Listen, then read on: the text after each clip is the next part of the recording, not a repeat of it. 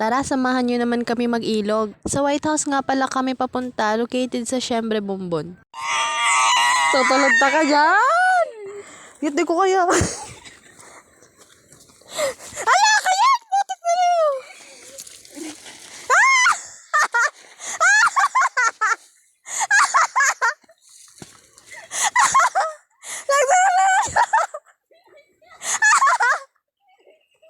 Kayit! Kayit, bakit maguros ako? Kayit! Hi guys, pababa tayo ngayon. Hindi natin kinakaya ang pagbaba. Saan nakapot? Kayit.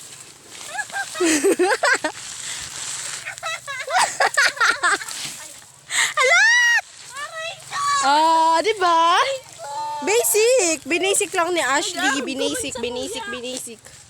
Dito kami una nagpwesto, kaso nga lang ay medyo malalim at manubi daw kasi hindi umaagos ang tubig. Nakatago din yung pwesto na to kaya konti lang yung tao. Medyo malayo pa naman ang nilakad namin papunta dito tapos ay lilipat lang pala kami. Ngayong araw ay mapupunta kami sa mamamatay kami. Mangsasaksak kami bahay-bahay. Magbabahay-bahay. Matutumba pa, bis.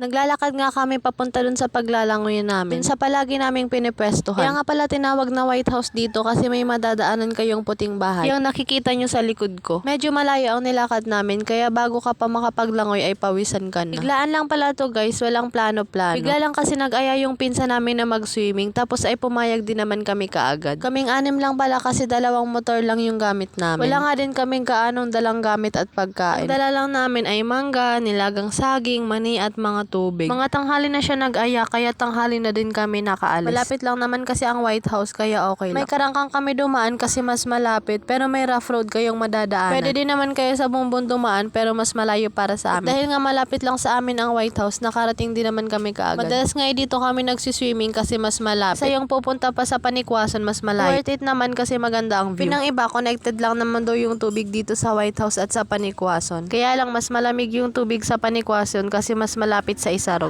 Wala nga palang entrance fee dito sa White House. Kaya ang poproblemahin nyo na lang ay ang dadalhin yung pagkain at service. Malawak din naman to kaya kayo na ang bahala kung saan kayo pupwesto. Nung araw nga na nagpunta kami ay medyo madaming tao kasi walang pasok. Pero nung tumagal nagsialisa naman din sila kaya kami na lang yung natira. Malinis and malinaw din naman yung tubig dito guys kaya pwede na. May mga bato din pala dyan na matataas kaya pwede kayong tumalon kagaya nung ginawa namin. At Chisbol, naglaro lang kami ng habol-habulan sa tubig. Wala talagang oras na nagsiswimming kami na hindi ako nakakainom tubig galing sa ilog. Sa mga bahay na lang namin kami nag-lunch kasi wala kaming dalang pagkain. May mababaw naman din dito malapit sa bato. Sa may gitna, sa may kabilang gilid ay malalim na. Kaya dapat marunong kayo lumangoy kapag pupunta kayo sa malalim. Kung hindi naman, mag-stay lang kayo sa ibabaw para mas safe.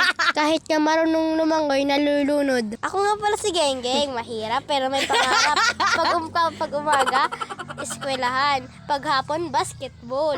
Dito nga daw sa White House, marami nang namatay dahil nalunod. Pero marunong naman akong lumangoy. Kasi nung nagbakasyon kami sa Minalabak, sa Salenggogon, ay yung bahay lang namin na inumpahan, katapat lang ng dagat. As in, katapat lang. Pagbukas mo ng dagat agad ang bubungad sa'yo. Kaya natuto din akong lumangoy. Kasi araw-araw kasi araw-araw mula umaga hanggang hapon kami nagsiswimming. Loob ng 1 buwan. Kaya nung umuwi na kami sa Magaraw, kasing kulay na namin ang uling.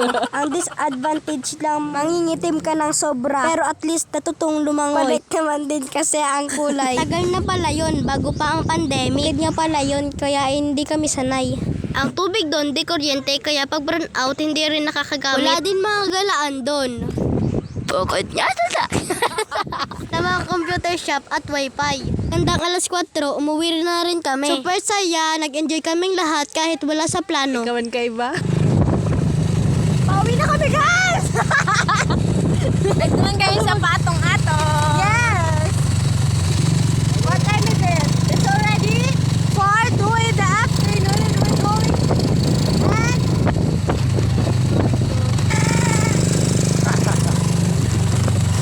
Hi guys!